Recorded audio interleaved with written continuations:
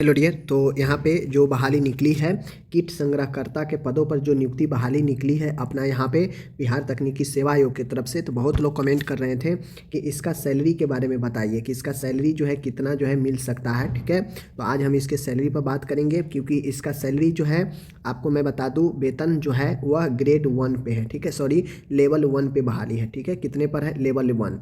और किसी भी सरकारी संगठन में आपको जॉब होती है, तो किसी भी सरकारी संस्थान में आपको जॉब होता है, चाहे आप किसी भी डिपार्टमेंट में करें, और अगर आप लेवल 1 पर जो है अगर आप जॉब लेते हैं और अगर आप लेवल 1 पर जॉब करते हैं तो फिर समझ लीजिए आप सबसे लो ग्रेड में जॉब कर रहे हैं, सबसे नीचे वाला। उससे उसके बाद जो है कोई जो है आपका लेवल होता ही नहीं है। ठीक है, लेवल 1 से शुरू होता है और लेवल 1 में किसी को अगर जॉब होता है लेवल 1 पर, तो वह सबसे सरकारी में सबसे लोअर जो है दर्जे की जॉब मानी जाती है, सबसे कम सैलरी वाली। ठीक है, तो लेवल 1 का यह जॉब है और लेवल 1 का जो जॉब होता है वो 1800 ग्रेड पे पर होता है। ठीक है, 1800 ग्रेड पे पर।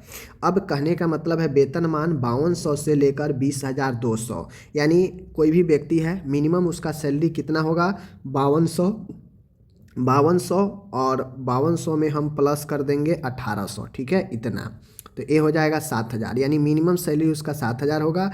मैक्सिमम इसमें बात किया जाएगा तो 22,000 सैलरी जो है मिनिमम जो है मिनिमम 7000, मैक्सिमम 22,000। 1800 ये जो है एक्स्ट्रा जो पे होता है वह आपके मिनिमम और मैक्सिमम में ऐड होता है डायरेक्ट। ठीक है ना, ये हो गया। अब ये जो आपका किट संग्रहकर्ता का जो ये बहाली निकाली गई है, इसमें जो इंटर पास पर है, सिलेबस भी इसका कुछ ऐसा है कि काफ़ी टफ कंपटीशन होगा। बहुत सारे लोग बायोलॉजी को अच्छे से पढ़े रहते हैं, जानते हैं, तो बायोलॉजी से 50 क्वेश्चन सीधा है और बाकी 50 क्वेश्चन अलग जो है इंटर लेवल के होगा। तो समझ लीजिए इसमें जो है कंपटीशन टफ है और बहाली भी जो है कम ही है। तो इस हिसाब से देखा जाए यहाँ पे, तो इतने सैलरी में सैलरी क्या बनेगा, तो चलिए हम आपको क्लियर करके बताते हैं कि इसका सैलरी कितना जो है आपको मिल सकता है बैंक अकाउंट में। ठीक है,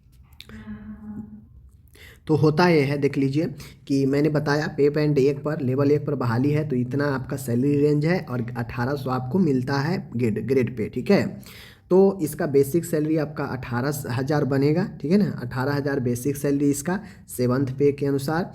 और सिटी के हिसाब से देखा जाए, जो ट्रेवलिंग अलाउंस होता है, पटना का मैं लिया हूँ, HR पटना के लिया हूँ, तो इस हिसाब से इस सैलरी जो आपका ये हो रहा है, इस पर कितना आपको HR मिलाकर, ठीक है, HR DR ये सब जो मिलता है, डियरेंस अलाउंस, होम रेंट, ठीक है ना, तो ये TA ट्रेवलर, तो ये सब अगर मिलता है तो आपको इस लेवल पर कितना सैलरी मिल सकता है फाइनली हम आपको चलिए जो है यहाँ पे क्लियर करके बता देते हैं। तो देखा जाए यहाँ पे बेसिक पे आपका 18,000 में मान कर चलता हूँ। 18,000 आपका बेसिक पे अगर होगा, अगर 7th पे के अनुसार देखा जाए HRA 3600 आपका जो है हो सकता है पटना के हिसाब से। ठीक है, उसके बाद जो है देखा जाए, अगर हम 18,000 बेसिक पे मानते हैं यहाँ पे, समझ गए, तो हम उसी हिसाब से जो है इसका HRA करेंगे तो 3600 होगा। ठीक है, उसी हिसाब से डियरेंस अलाउंस जो DA होता है 3060 हो सकता है। ठीक है, और बात किया जाए CPC TA की बात किया जाए तो ट्रेवलिंग अलाउंस 1580 बन सकता है, और कुछ सब कुछ मिला के 26,240, यानी यूँ कहा जाए तो आपकी जो सैलरी है वह सैलरी मैं बात करूं यहाँ पे तो अप्रॉक्स 25,000 के आसपास जो है मिल सकता है किट संग्रहकर्ता के लिए। ठीक है, कुछ आपका डिडक्ट होकर, कुछ आपका ऐड होकर, समझ गए, आपको 25,000 के अप्रॉक्स में जो है, अब 1,000 इधर 1,000 पहले 1,000 बाद, ये हो सकता है,